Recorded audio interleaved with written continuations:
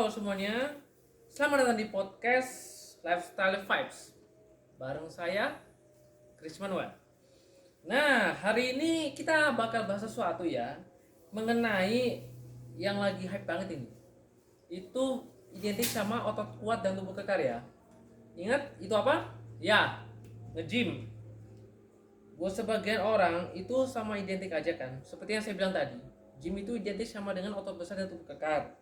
Tapi ternyata di balik itu apa ya, ada banyak cerita soal gaya hidup sehat, itu semangat dan juga ya perjuangan melawan hidup malas.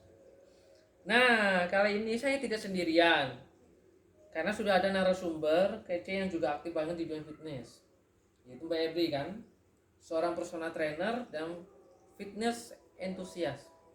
Halo Mbak. Halo Noel, halo juga semua pendengar Lifestyle Vibes.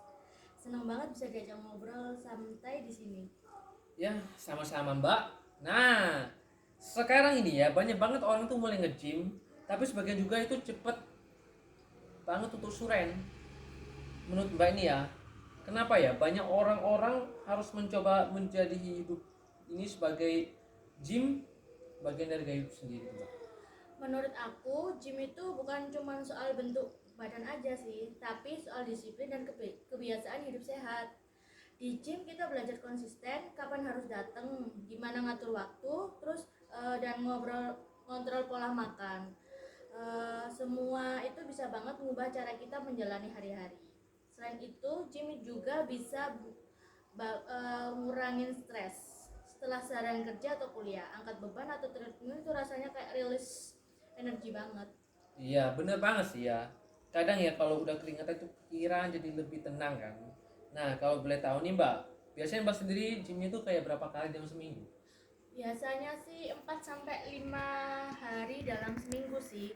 Tapi yang paling penting bukan seberapa seringnya sih, tapi rutin dan teratur.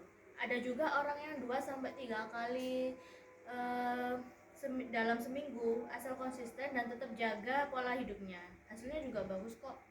Nah, itu poinnya ya. Apa? Poinnya ya, konsisten. Kadang ya orang tuh baru seminggu aja itu udah semangat ya. Tapi kalau minggu depannya lagi tuh udah libur terus.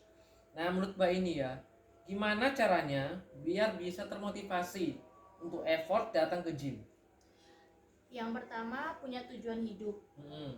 Terus misalnya pengen lebih sehat, pengen punya postur yang lebih tegap, atau sekedar pengen lebih percaya diri. Kalau udah punya goal, latihan jadi lebih semangat. Yang kedua, punya temen gym juga bisa. Kalau lagi males, teman bisa jadi penyemangat atau pengingat biar nggak bolos latihan. Nah, itu setuju banget sih ya. Kadang kalau biasanya bareng teman itu ya satu frekuensi apa dah ya. Itu latihan tuh jadi lebih seru ya. Nah, kira-kira ada tipsnya nggak Mbak untuk orang-orang yang baru mulai nge-gym tapi takutnya kayak ini loh, kayak salah gerakan? Ada banget. Buat pemula jangan malu buat nanya ke trainer. Terus banyak banget yang datang ke gym tapi gengsi nanyanya, akhirnya malah salah teknik atau cedera. Mulailah dari beban ringan dulu, fokus ke teknik gerakannya. Kalau udah terbiasa baru tingkatkan integritasnya. Dan jangan lupa stretching sebelum dan sesudah latihan, itu penting buat hindari cedera sih. Nah, itu yang bisa dicatat ya. Kadang tuh kayak orang tuh langsung pengen berat padahal sebenarnya kayak belum siap gitu loh.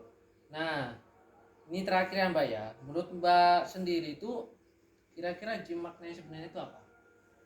Buat aku, gym itu buat ngembangin diri, bukan cuma fisik, tapi juga mental sih. Terus setiap repetisi, setiap keringat yang keluar itu bentuk perjuangan dan komitmen kita buat jadi versi terbaik dari diri sendiri. Nah, itu keren banget tuh Mbak. Nah, jadi ya gym itu bukan cuma soal otot, tapi soal mindset juga. Soalnya kenapa? Karena itu sangat penting. Nah, jadi makasih banyak ya Mbak ya udah ngobrol bareng di Lifestyle Vibes.